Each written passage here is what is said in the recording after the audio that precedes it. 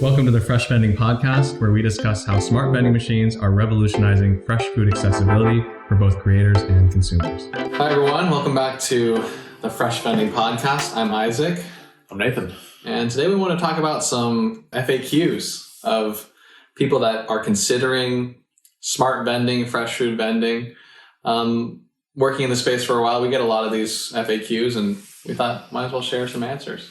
Yeah, so the frequently asked questions, I think there's quite a few of them that whether you're trying to open up a smart vending, pizza ATM type concept, or there's one that I recently was talking to the founder last week. It's a pastry pizza dispensing unit where it's already like pre-made, smoothie machines, salad robots, smart fridge, whatever it is.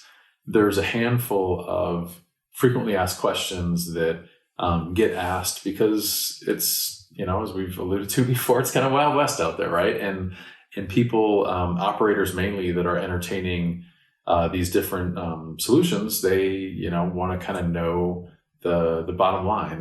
One of them that comes up very frequently is, how much does a smart vending unit cost? Do you have any orientation to what you've seen price-wise in the variation of smart vending? I mean, I feel like it could be anywhere from like $3,000 to like $10,000 in terms of if we're just talking about a refrigerator. But there's also other machines out there that like salad robots or coffee machines. I listened to a podcast today about this whole like Chipotle line that's automated. That has to be way more than 10,000, right? And so, I feel like it just depends on the actual technology. Yeah, I think what, in my experience, and your range is probably accurate for like a smart fridge concept. So I know I've seen those where you can buy them straight from China, and the joke I use, it's like buying a toaster. They ship it to you, and it's like you figure it out, but it's a heck of a lot more complicated than a toaster. So that's like the very cheap end, is you can buy something like that where it's you figure it out on your own, and it's not necessarily always designed for American culture and American consumers. Yeah. People in Asia are much more savvy and used to these type of technologies. And then the other end, and this is just talking about smart fridges, you could have I've seen one that's 12K before, and it's has like retina scan on it and fingerprint ID technology, and there's cameras and there's LCD and there's all these bells and whistles that in the right environments can be amazing, and in the wrong environments can be really kind of overwhelming and overkill from a functionality standpoint. Invasive. But when we talk about smart vending as a whole, I've also seen smoothie machine that it's robotic, and I know at one point they were charging $150,000 for the hardware. Yeah. There's lots of units. That pastry vending machine that I just mentioned, it's called Expires. It's also based here in the Bay Area. That unit I think is somewhere in the neighborhood of around $40K. So there's a huge range, and ultimately it's about what is the cost of the unit, what is the cost of the software monthly, and what is the opportunity that you can plug it into. I know that Lay Bread Express, they recently launched with, there's that guy, Buddy, he has a pastry TV show, and I'm Carlos Bakery, that's what it is. It's been on Food Network forever. I watch it with my kids. I think they opened up one at one of the casinos in Vegas, and it's doing amazing. And for that type of investment, that's a great deal. You know what I mean? Like for them, that's not a lot of money based on the amount of revenue that something like that can generate. So it's really about know your environment. What's the opportunity for revenue? How much does the hardware cost? How much does the software cost? And then the last piece is, how much does the build out cost? Do you need plumbing? Do you need a floor sink to drain? Do you need 220 power, or is it a standard outlet? Do you need Ethernet? Like if those things don't exist, sometimes that can be as much as tens of thousands of dollars to make those utilities, in the exact spot where you want to launch your smart vending unit. I'd like to make a maybe a graph one of these days of the different price points of the different smart vending technologies and maybe plot them against maybe softer metrics like how many hours of labor can this take on, or how versatile is this, however to quantify that, or how much revenue can this make, and just see if there's any correlations there, because that'd be kind of interesting. I think it's great. A lot of the better smart vending companies, when you start working with them, they really hold your hand through that conversation, and they'll say, okay, maybe they have something like an ROI calculator, or there's a person that's willing to take the time and talk with you and say, here's the range of, experiences. And I think this kind of bleeds into the other frequently asked question of return on investment, right? And it's like, it depends on where you put it, but let's talk through all of those little sensibilities, because the analogy that I like to use is like, people say like, how much can you make on smart vending? And you turn to them and you say, well, how much can you make on a restaurant? And usually they smile because they understand that restaurants are so complex. There's no like golden rule that you can say, are you operating, a fine dining establishment or a burger joint, or, you really have to get into the details to really understand realistically, what does that range look like? Yeah.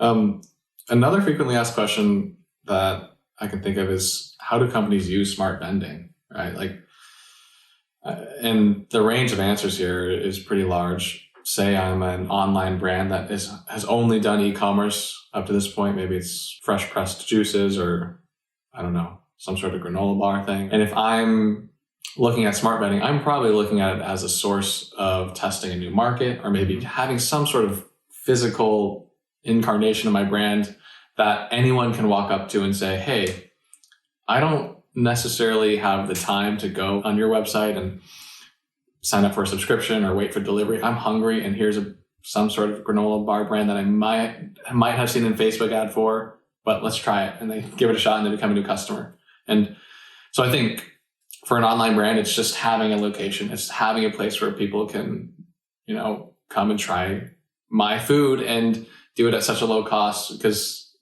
as a digital marketer, I just know, how high the cost per click.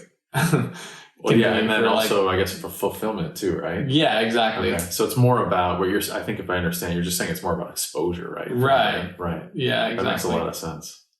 So that's one thing. And another use could be just accessibility in general. If I'm director of culinary or nutrition at a hospital or university, I'm thinking about my staff or my students who are hungry in between standard meal hours of the day, 2 a.m., 10 p.m. So what would you do when you were in college at 2 a.m.? I'm guessing, did you just have to have like a stash of like ramen noodles or shelf-stable food? I mean, I don't know. I just had to go back home and, dig something up. But if I was on campus, yeah.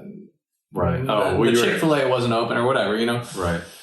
So I was rarely on campus that early or late, but if it was 10 p.m. or something and all the food stands were closed, then I guess I'd either go hungry and have to walk home, or yeah, because I think the students that I knew that lived on campus, they would usually have like a bunch of shelf stable things like ramen noodle type things that weren't necessarily healthy or the tastiest, but that would always be like the fallback. They weren't necessarily keeping like fresh food, or they didn't even really have the opportunity to like cook fresh food all the time with like the equipment that you need or whatever.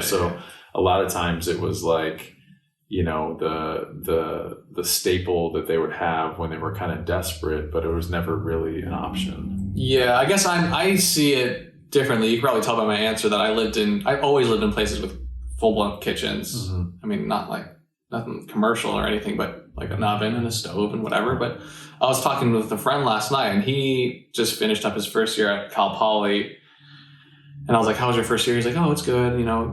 I just eat a little bit less because I go to the cafeteria every day, and I kind of forget, that's the true dorm experience where you don't have a kitchen. You have to go to that cafeteria every day, so long as it's open, because sometimes, if it's 10 p.m. for him, I don't know what he does. I think that's a quintessential experience. You mentioned like hospitals, like it's not like a nurse has the time to like go cook a meal, and you could bring something from home, but sometimes that gets a little old, again, like if you're working at night shift for a couple of years, and you're like, sometimes you want to have that human experience of saying like, oh, I'd like to eat out for my lunch today, even if your lunch is at 3 a.m. Like you still want to do that sometimes, maybe not every day. So I think that, and that's another experience where you're not going to have the time or, a kitchen, even something modest to go and cook a meal for yourself in. So different environments like that are kind of, I guess, the obvious no-brainers. Yeah. Any other uses that you can think of? I mean, exposure for an online brand, accessibility for a hospital or university, perhaps for a restaurant, just increasing same-store sales is another one. Right. Yeah, I think it's, or it could be, or maybe you're a caterer and you're looking for a business that's a little bit more consistent, right? You could take one of these machines, you could stock it, and, maybe you have a handful of locations that are in close proximity that work well for you. And that's a way to simultaneously give you some stability, because that's a food business that's very, typically it's very seasonal, right? I mean, you might have your office clients, but when you look at, weddings and graduations in the spring and the summer, and then maybe you have some holiday business every year, you need to find ways to kind of stabilize. So it helps you diversify your business model. Can be a great way to utilize smart vending. And yeah, I think other than that, you touched on the restaurant, just getting incremental revenue is probably the other big one. Yeah, and it doesn't even have to be offsite. I mean, the standard situation is they put this fridge somewhere where there's high traffic. But for example, I had a friend in Portland who mentioned to me, hey, what if I put a smart fridge outside of my restaurant, so when there's a long line, people can go up to the fridge and just get line buster. Right. Yeah. And he does ramen, so it's hard to take it out, but he also does like these take home ramen kits that are just in the fridge. So he can, that was a cool idea to me, because I didn't think of putting a smart vending machine like right outside your door. Yeah. I was just talking about that at Sweetgreens. It's like you go there and it's so popular. Sometimes at lunch, you might have to wait in line for 20 minutes. Yeah. But it's like, who has time for that? But I was thinking, like, if they had, like, same thing, a line buster, right? Like, if they had that inside, like, the entryway, and you could get in and out. I mean, a lot of people just simply skip the line because they're like, love it, but don't have the time for it. Yeah. And you think about how they could erase the ceiling of the amount of sales that they could do during lunch. Because if that one fridge is selling out, or that, then just add another one next to it, right? So some interesting applications for the more, less specialized, if you're looking at a smart fridge option. Or the flip side is that maybe you're that place that has a great lunch business, and you say, let me put a frozen custard machine in there, or let me put a ramen machine in there, or whatever it may be. Something that's complementary to your offering is another way to look at it, to also get some additional sales. And all of a sudden people like coming in because they're like, we can either do the salad concept that you operate, or they also have that little ramen thing that they do in there, and I can come with my friends and we can pick what we want, and those types of things. So there's a lot of kind of synergies that can happen from that as well. Yeah. And we've been mentioning all these different smart vending concepts. I mean, you mentioned a smoothie one, there's a coffee machine, pizza machine. So another frequently asked question is, where can I find all the companies that do perhaps what I want to look into? And a Google search is a great way to start. I mean, searching something like salad robot or smart vending fridge or pizza machine, or some sort of enter your food, type here, and then have some vending or robot. It'll bring up some results that you can look into. There's also trade shows, like NRA just had one, which you had some connections go to. Any word from there about it? Yeah, I think that it's smart vending in general is so new to the US when we compare it to Asia. So right now, there's a lot of companies that are, and when I say companies, I mean platforms. That's a company that will sell you a piece of hardware that, prepares some sort of food, or it acts as a retail point of sale, and you own it, you operate it, it's your ingredients.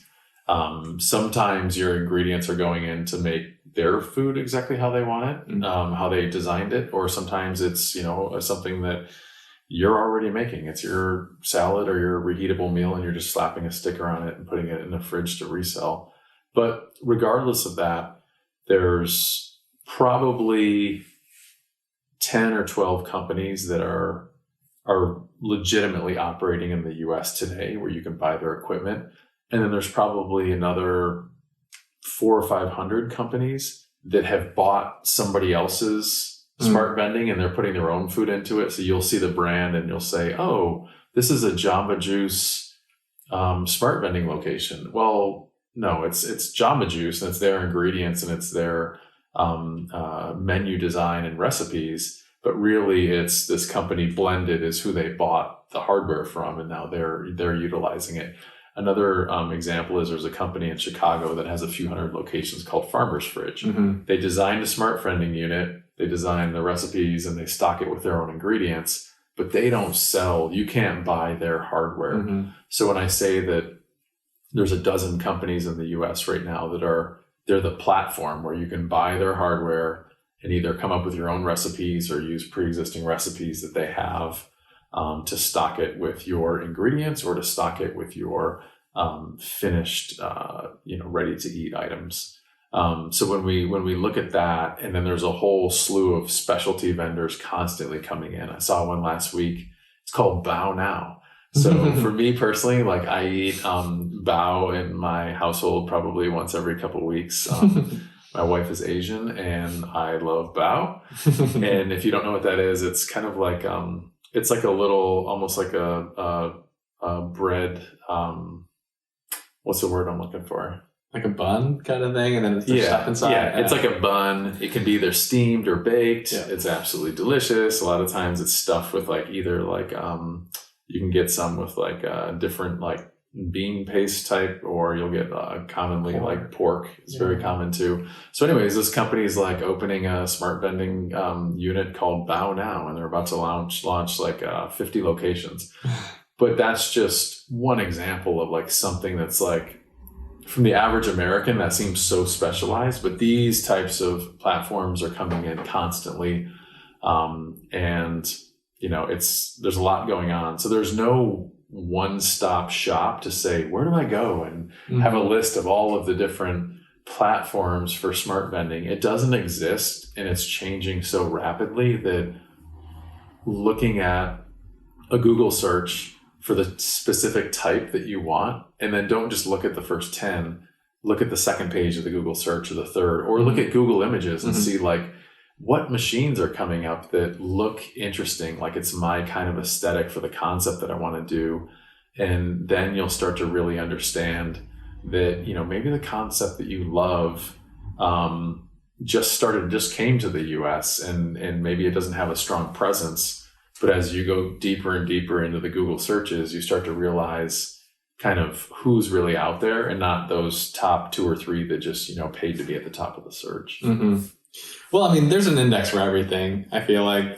And because the internet's so vast, I'm sure there's some sort of smart vending website. I mean, tech to food is one that, mentions a few smart vending solutions, and then hopefully more sites pop up. That's a great point. They're coming out. I mean, let me ask you this. Outside of like tech to food's one that they specifically focus on food technology solutions for food service operators. But like when you want to learn, like what are some places that you go to kind of stay in the loop on food technology? Well, podcasts are one of them. The Spoon podcast that you told me about is really, really interesting. I was listening today, and one of the founders on there was talking about the first fully automated food truck that he started down in Los Angeles, I think. And it was pretty interesting. He also talked about the kind of the Chipotle-like automated salad line where a plate will move along this line and through this you called it gravity. Oh, gravity fed. Yeah. When it drops down. Different so I guess ingredients. Yeah, when you were talking about that, I guess it's like the top is kind of the Chipotle experience, right? With the person making your bowl. Yeah. But then where you can't see underneath was like this automated robotic line. Yeah. Where the ingredients could drop into the bowl. Yeah. So that someone could serve as usual, but then this machine can be doing like the online orders or like the drive-through orders or something. Yeah, super, incredibly interesting. I like how it's also kind of a hybrid of the service, right? Because it's not like if you're doing a drive-through an online order, like you don't really care like who makes it as long as it's quality and it's safe. So that was, from a hospitality standpoint, that was also interesting too, to kind of right size it for the situation. Yeah, he called it flexing up and down with demand, right? Because when you implement some sort of new food technology in your food business, it's like, maybe you won't always need it. Maybe you do want a human there making the food sometimes. And it's just these technologies that are kind of hybrid seem like a very interesting space. Yeah, that's very cool. Another one that I've subscribed to for probably 7 or 8 years is called Food Tech Connect. So you can just go on and like subscribe. They put out a regular email. And then for me, it's a great way to, when I get one of their emails, I'll just scroll through it, and it probably takes a minute and a half if there's not anything that grabs my attention. But it's a great way to see like a fluid. Usually there'll be, I don't know, a dozen concepts in there that they'll have a good headline that's informative, and I can determine if I want to dig in on it or not. But that's a great way to kind of understand trends, is getting that quick pulse of what they're covering and what's out there. It's a nice way to understand what's going on in the industry. And then you have people like you and I kind of taking broad strokes. We like to specialize in smart vending in this podcast, but I think it's also, to your point, it's smart to talk about adjacent technologies like what you were saying. Cool. Next question that people ask. So maybe they've chosen a smart vending solution, and now they've chosen a location and they have to pitch that location. Hey, I want to operate this new technology in your warehouse or in you name it. How does one go about pitching this location? We get that question a lot. We hear people talking about it because, it's different, right? You've never done that before. You're not dropping off a Coca-Cola machine with, shelf-stable products in it that everybody knows the brand, and it's a pretty straightforward relationship. And you're not, necessarily dropping this unit into the foyer of your restaurant so that, during lunch period, you can sell more. When you're looking at going into that external building and you're going to present to that building, it's like anything else in life. I think it's probably 80% preparation, 20%, the day of giving the presentation and being a good communicator. So when we talk about the preparation that goes into it, one recent situation comes to mind. So there was a woman up in Seattle, and she owns a cafe, and she and I were talking about, she wanted to launch in this Amazon location that was just on the other side of the freeway. I think it was like 3 minutes from her cafe. And at face value, it looked great. It's an Amazon fulfillment center. There's people there for many hours a day. And there's not a lot of places to eat in the neighborhood. She just kind of knew that off the top of her head. So I said, great, let's dig in a few layers deeper. And in the period of about an hour and a half, here's what was accomplished that I think gave her really amazing insight. So first of all, I encouraged her to go over, and I said, go and talk to whoever the gatekeeper is. It could be an employee that's walking into work in the parking lot for a minute and a half, or it could be somebody once you enter into the building, if there's some sort of receptionist, whatever it may be, and just ask them, hey, how many shifts are you, having here? And they can say, oh, I'm having 2 or 3, or people, everybody's here 9 to 5, whatever it may be. And she also, she said, introduce myself. Hey, I'm from this cafe. Everybody around here knows the cafe. I'm the owner, and we were thinking about coming to your building. So, kind of rewinding a little bit into a soft open. And then they say, oh, great. And you're going to come to our building. And then usually that opens them up because they're like, cool, like it's just another benefit for me. Right. So in addition to asking about, kind of who was there at different times of day, could also ask a couple questions around, where do people eat in the neighborhood? And what she found out was that, they have, surprise, very short breaks. And most all people just bought food from home. Because, the average person in there, I think was, making $14-15 an hour, and they needed something that was super fast within a half hour, but also economical. And they would have to drive at least 4 or 5 minutes. And in addition to that, lunch would probably end up costing them somewhere in the neighborhood of $14 or $15. So for those two reasons, they weren't, people just didn't eat out. They brought their lunch. Yep. And she was also able to find out that they did have vending in the building. And in fact, it was a Coke machine and they had potato chips and things like that.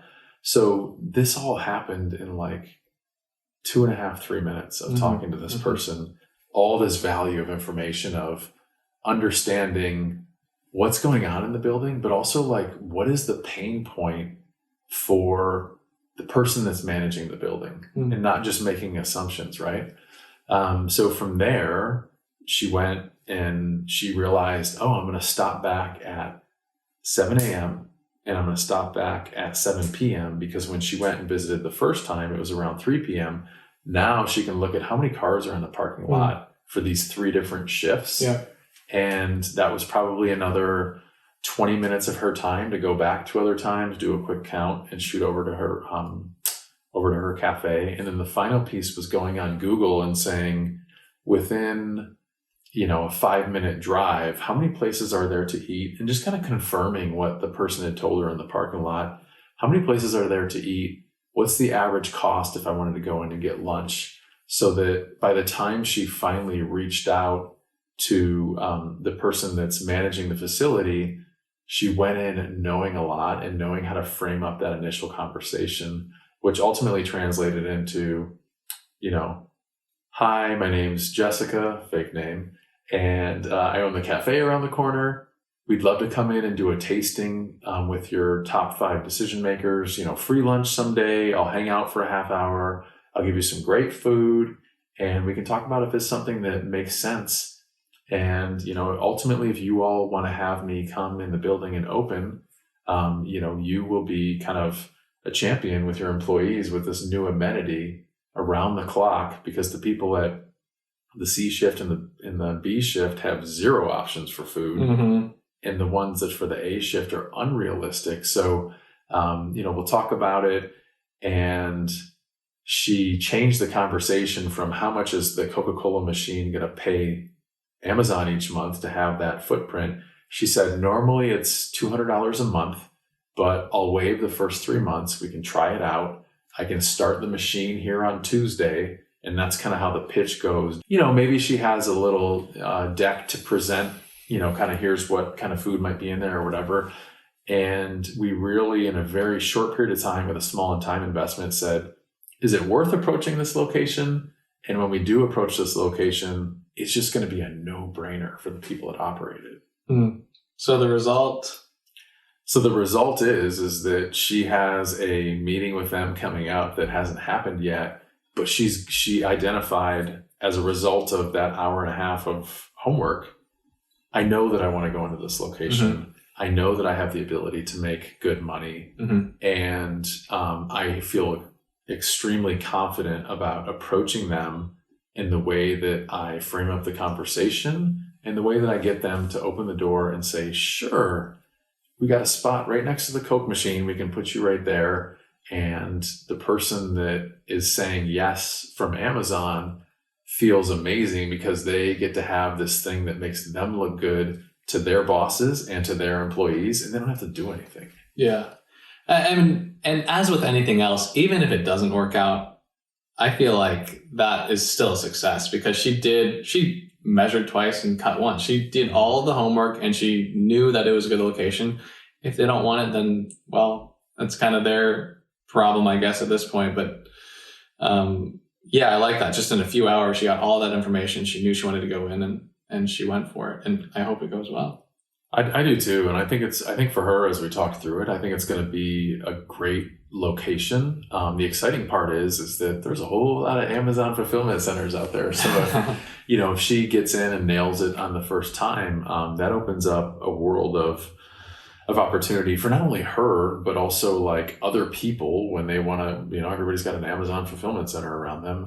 It opens up opportunities for Amazon will be more open-minded to do this with people around the country as they see these success stories that ultimately take care of their employees without, it's no skin off their back. They don't really have to do anything. So it's a really cool kind of win-win. And for her, she learned, it was like, she's a confident fisherwoman now, right? Like she knows how to go to other locations now and kick the tires in a really small amount of time and identify, is this worth my time of, launching in this location? Yeah, it is a no-brainer for Amazon. I feel like if anything screams Amazon, it's some unintended automated retail transaction, right? Yeah, so, and perhaps a way to make people feel like they're taking better care of their employees. Yeah, there we go. The little jab. So I think that, again, the presenting to, when they say, how do I present to a location? It's all about the homework going in, and then you just feel great going in and talking to them, and you can, I'm here to help you. You know what I mean? And this is your pain point. I understand your pain point. I'm here to help you. And, let's do this together. Yeah. One question I thought that I would encourage people to ask is, what technologies have you adopted in the past in terms of food vending? If they have adopted many technologies, then that they're kind of more on the innovative side, and you can say, hey, this is something new. If they haven't, then maybe lean more towards like the traditional, hey, I'm just offering food. I don't know. Who knows? I think we've talked about this earlier offline, but how much does one lean into the actual food or food versus technology thing? That's a really good point, because I don't know, for me, like there's some people that are like totally geek out on like the technology side, like the person that's like the key person from the building or the organization, and they love that. Like I had somebody else that was talking to me, they operate the most, it's like the largest skyscraper in Chicago. That's it's a big condo, right? I think it's like 60 stories or something like that. And they were all about the amenity and the chicness and the technology and all that kind of stuff. But a lot of times other people, like that Amazon center we just discussed, it's great that they had two types of vending machines in the building. It means they're open to that type of I wouldn't call that an amenity, but having something like that in there. So, but I think you would want to make it more about the food and the people in that situation versus the technology and the people, which I think was a little bit more for that kind of chic skyscraper. Yeah. That's a great one. Another one that I can think of is maybe, what permits do I need? And this is more for the person who has not been operating a food business up to this point and wants to start selling some sort of food via smart vending. I mean, the basic ones, right? Food handler's permit. You need a permit from the Department of Health in your county. Obviously business license, but it definitely depends on what county you're in and the different requirements there. Absolutely. And unfortunately, it's on like a county by county basis. I know there's most states don't have any legislation that's tailored exactly for smart vending. It's like they have vending and then they have restaurants. So most all the time, you want to identify that, yes, this is a vending machine. And ultimately what a, Department of Health, whatever it may be, what they care about is safety. They just want to know, we're not going to make people sick, are we? So when you're looking at different, vending machines, you want to really understand what happens when the Wi-Fi goes out, the power goes out. What happens when the food expires inside? Like, how are we systemically ensuring that we're not going to make people sick? A lot of times with some of the smart vending companies, there'll be, a food container that holds raw ingredients. Well, great. The food was dispensed, right? That was in there, but the container was in contact with that. So how is that container being sanitized? And once you start getting into those conversations, it can get a lot more complex. But ultimately, whether you're one of these kind of trendier, legislations that's recently passed where you can cook from the comfort of your home and go and stock one of these machines, or if you're just cooking out of a traditional restaurant, they're going to want to see, like you said, the food handler's permit. Usually there's a facility inspection. And then sometimes that's it. And most of the time that's it. But what I can say is proactively reaching out to the health department and saying like, hey, this is what we're doing. This is how it works, blah, blah, blah, whatever, explaining it to them. Most smart vending companies that are worth their weight are going to want to have that conversation with you and support that conversation. I can tell you if you're buying something from, China and it's a lot more affordable than the other smart vending options, they're going to have zero resources for you, and you're going to have to figure it out on your own. And that can be that can range from being time consuming and frustrating to disastrous. Yeah. If you don't kind of have some really good support in that regard of, from presenting to locations to, making sure you have the basic permits that are required. Yeah. Any other FAQs you can think of for the audience? Those that we discussed, in my experience, are the most common. I would say one thing that's really smart to ask up front with any smart vending company that you're serious about working with is when you ask those FAQs, what is their response like?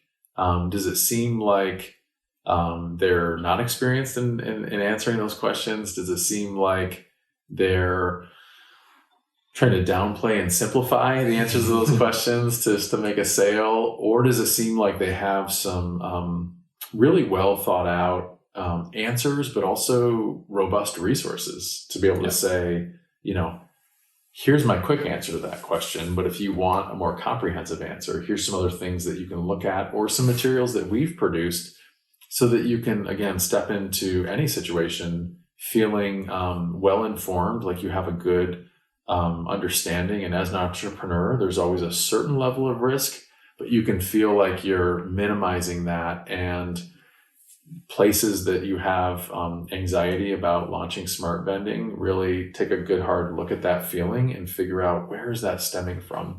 Because ultimately there's usually one or two things that are kind of driving that, and you should have completely eliminated that risk or have a really good understanding of how it works before you engage with a smart vending company.